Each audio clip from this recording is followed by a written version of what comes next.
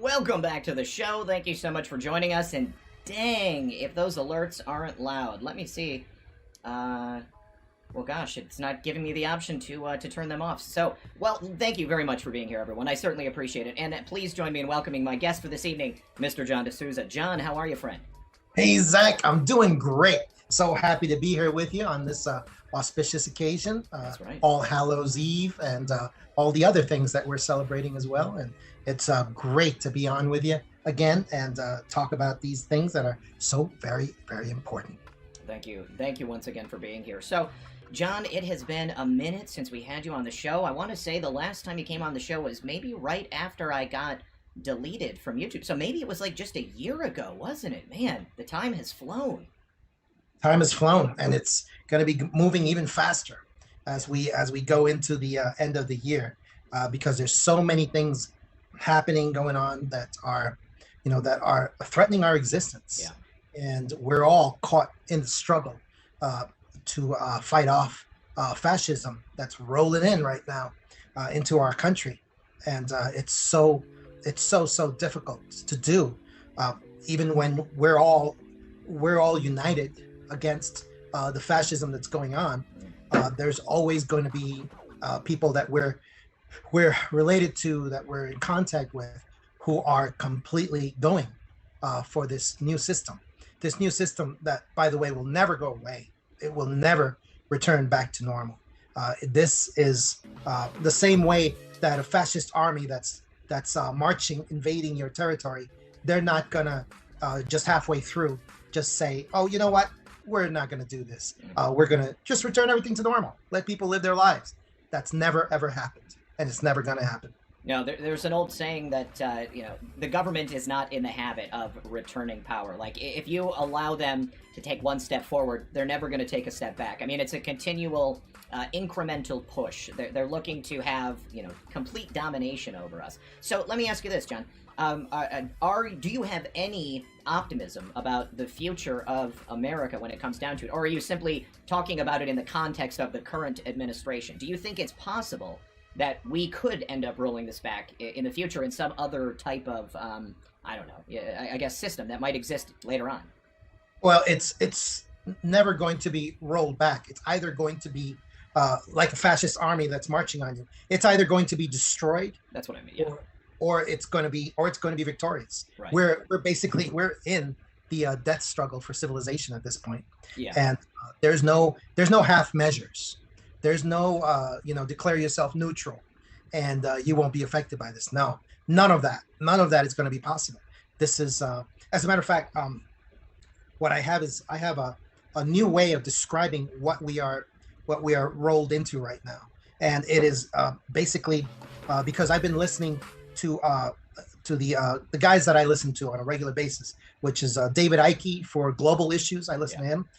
And for domestic issues, I listen to Cliff High. Oh yeah, who's a super brilliant guy. I'm sure you've had him on, but if you haven't, you got to get him. I have. He was actually just on the show very recently. Good. Yeah. Good. Because people, his brilliance is difficult to measure, to encapsulate. Yeah. But what I've done is I've listened to a lot of the stuff that they say, and I have come up with a new slant on this situation that we're in, and it's basically this. It's a mental construct that if we can communicate this to normies, to the mainstream, if we could just get them to understand this one ideological construct, basically we are guaranteed to awaken them, to wake out of their stupor, out of their whatever they're in. And it's just this. We are not involved in a world war. We're not involved in a civil war. We're not involved in a civil. We're not involved in a world war. We are involved in something that I call global war number one, and it'll probably be number one and only of its kind. Because when you say world war, that we're in World War I or II or III, it evokes the idea of nation rising against nation. that the nations are the actors in this, and they're not. They're very minor players in this global war that we're in. The major players are the NGOs, which is non-governmental organizations that have global reach, that control so much money, that they control more money than a lot of nations do. And the NGOs and all of the various organizations that are working with the actors in this global war. And the major actors in this global war are the very, very rich. They also are called the cabal. They're called the Illuminati. They're just very much, they're the super rich is what they are. And this is the first time in history that the super rich have declared war directly on the global population. True. All the people, all the peasants, the 99%, and have targeted them for depopulation. That's where we are with this. And this is the only time in history this has happened. Because usually the cabal works through their proxies, the nations, and they have these world wars and the nations against nation and all that stuff. And then they sell weapons to both sides.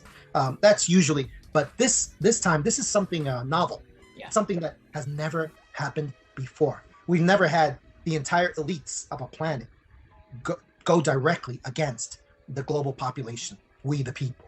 Yeah. And this is the first time that it's happening. And it has deadly consequences, and it has global, all-encompassing consequence. In other words, nobody's going to escape. No one's going to sit the fence on this one. And they have their proxies working with them. The NGOs, which is such a large amount of organizations. The Soros organizations, Black Lives Matter, Open Society Foundation, which controls all the immigrants and all that, the illegal immigration that they attack the Western nations with. We have the medical societies and the scientific societies that are working in lockstep with these NGOs and with the cabal and with the very, very rich as their proxies. They're working directly for them. Yeah. The WHO, the CDC, the National Institutes of Health, they are not working for us. No, they are working directly as they're really acting as NGOs, really. Right. And they're working directly with Soros, the central bankers, and all the very, very rich that have declared this war against us. They have ready for us. So we're at a critical juncture in this global war, number one, that we are facing. And it's just something that if we could just explain this to normies, that's what we're in. We're in a novel war period, a global war number one, and hopefully only, that the very, very rich are waging against us using biological weapons and other weapons, and their assets in the mainstream media as well, and the culture and the entire culture. They're using the culture against us also. So that's how it has to be explained to people so that they finally get it and they can finally explain all these unexplainable things that have been going on, that they can all be explained in terms of global war number one. So that's what I'm going to be putting out to people in the weeks to come, so that they can have a better understanding of. I think you're absolutely right, and for some reason my alerts are just super loud. I can't get them to turn off, so every time one goes off, it's like very deafening in my ears. Hopefully it's not so loud for the audience. I should have parsed my words more carefully, because I think you're right. I think that this point that we're at is do or die. It's either we beat them or they fully conquer us. We're either going to find ourselves with that boot eternally stomping down on our faces, and then that's it for humanity, that's it for America, or we are going to be successful in this new American Revolution. It's really a global war. Because it's not just America. They're doing this to pretty much every single country. I'm not getting the reporting out of Africa. I don't know how it is in Africa, but I know that things were not always great for the people of Africa anyways. The leadership that they had tended to be very corrupt. Not a lot of infrastructure when you compare it to Western nations. But I know that they're going for the exact same thing in terms of the poisonous products that they're pushing on people, and thinking about these new weapons that they are pushing out to us, I think that it's building upon all of this other poison that they've been feeding us and the brainwashing techniques that they've been using, weather manipulation, chemical manipulation, all of that primed us to be at this point that we're at right now, and maybe even be more receptive to all of that.